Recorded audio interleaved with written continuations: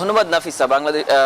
বাংলাদেশ সময় ঠিক দুপুর 1টায় রংপুর রাইডার্সের ম্যাচ। এবারের বিপিএল মিশনটা শুরু হচ্ছে সিলেটে তাদের, এবং প্রথম ম্যাচে তাদের প্রতিপক্ষ রয়েছে চট্টগ্রাম। ইতিমধ্যেই তারা মাঠে প্রবেশ করেছে। দর্শকরা যদিও বা এখন পর্যন্ত আসতে শুরু করেননি, কারণ ম্যাচ কিন্তু এখনো প্রায় 1.5 ঘন্টা পরে, এবং সে কারণেই গতকাল আমরা দেখতে পেয়েছিলাম প্রায় জাতীয় দলে ঠাসা রংপুর রাইডার্সের দলটা।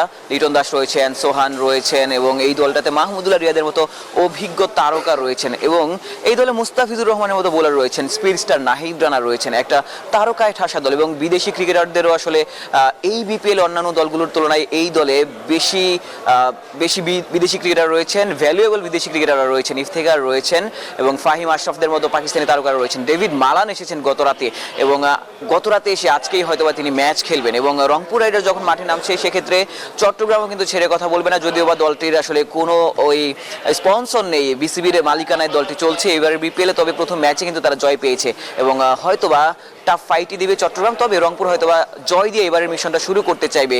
রংপুরের ম্যাচ ছাড়াও কিন্তু আরও একটি ম্যাচ রয়েছে আজকের দিনে, নোয়াখালী, যেই দলটা এবারের আসলে নবাগত, তবে তাদের ফ্যান বেসটা কিন্তু দুর্দান্ত। তারা কিন্তু প্রায় 40টি গাড়ি করে সেই নোয়াখালী থেকে, শুধু নোয়াখালী থেকে দর্শকরা এসেছেন এই সিলেটে, এবং তারা প্রথম 2 ম্যাচে হারের সাক্ষী হয়েছেন।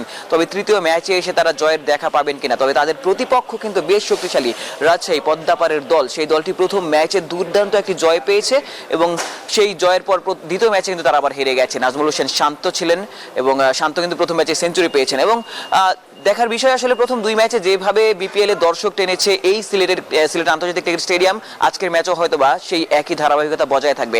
নাফিসা, সিলেট থেকে এই ছিল সবশেষ।